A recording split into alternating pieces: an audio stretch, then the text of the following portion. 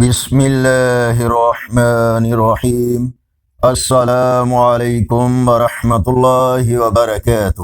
آج کی ویڈیو میں جمعۃ المبارک کی فضیلت قرآن و حدیث کی روشنی میں اللہ تعالی نے سورہ جمعہ میں فرمایا، یا ایھا الذین آمنوا اذا نودی للصلاۃ من یوم الجمعۃ فاسعوا الی ذکر اللہ وذروا البیع۔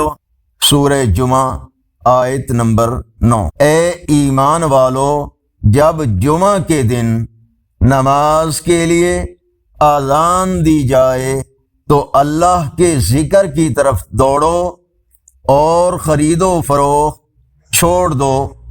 رسول اللہ صلی اللہ علیہ وآلہ وسلم نے فرمایا، سب سے بہترین دن جس پر سورج طلوع ہوتا ہے جمعہ کا دن ہے۔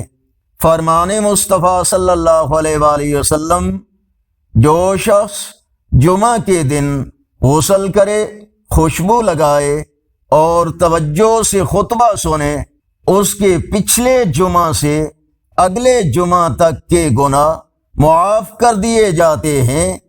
رسول اللہ صلی اللہ علیہ وآلہ وسلم نے فرمایا، جمعہ کے دن ایک ایسی گھڑی ہے جس میں مسلمان جو بھی دعا مانگے اللہ اسے قبول کرتا ہے۔